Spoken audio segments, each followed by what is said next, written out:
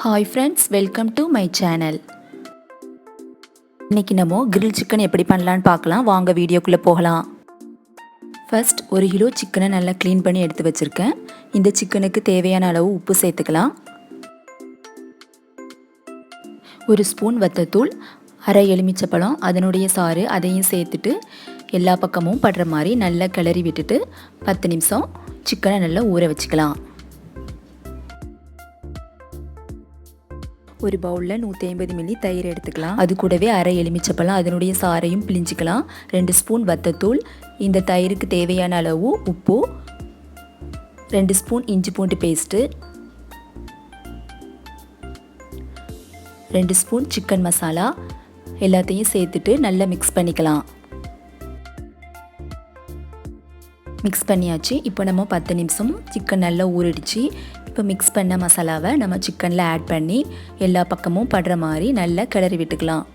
கிளறி விட்டுட்டு அது கூடவே 2 ஸ்பூன் எண்ணெய் ஆட் பண்ணி அதையும் சேர்த்து நல்லா கிளறி விட்டுட்டு சிக்கனை 3 மணி நேரம் ஊற வச்சுக்கலாம்.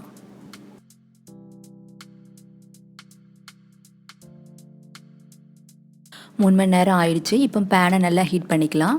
பேன் நல்லா ஹீட் ஆயிடுச்சு. இப்போ பட்டர் சேர்த்துக்கலாம். பட்டர் சேர்த்துட்டு பட்டர் எல்லா பக்கமும் படுற மாதிரி நல்லா தடவி விட்டுக்கலாம். தடவி விட்டுட்டு நம்ம ஊற வச்ச சிக்கனை ஒவ்வொன்றா ஆட் பண்ணிக்கலாம்.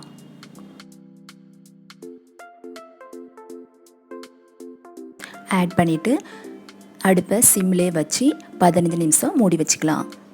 15 நிமிஷம் ஆயிடுச்சு. இப்போ சிக்கனில் தண்ணி நல்லா ஊறி இருக்குது. இந்த சிக்கனுடைய தண்ணிலாம் நல்லா வற்றி நல்ல முறுகிற அளவுக்கு ஃப்ரை பண்ணிக்கலாம். இப்போ சிக்கனுடைய தண்ணிலாம் நல்லா வற்றி சூப்பராக ஃப்ரை ஆகிருக்கு. இப்போ நம்ம வேறு பவுலுக்கு மாற்றிக்கலாம். மாற்றிட்டு அதே அடுப்பில் ஒரு ஸ்டாண்ட் வச்சுக்கலாம்.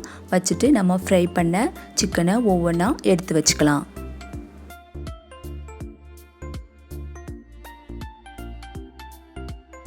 சிக்கனை வச்ச பிறகு அடுப்பை சிம்லே வச்சு 2 நிமிஷம் சிக்கனை திருப்பி பரட்டி விட்டுக்கலாம்.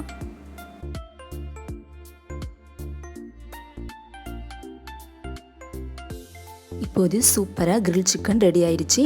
நீங்களும் வீட்டில் இதே மாதிரி ட்ரை பண்ணி பாருங்கள். இந்த ரெசிபி உங்களுக்கு பிடிச்சிருந்தா லைக் பண்ணுங்கள், ஷேர் பண்ணுங்கள், மறக்காமல் சப்ஸ்கிரைப் பண்ணுங்கள்.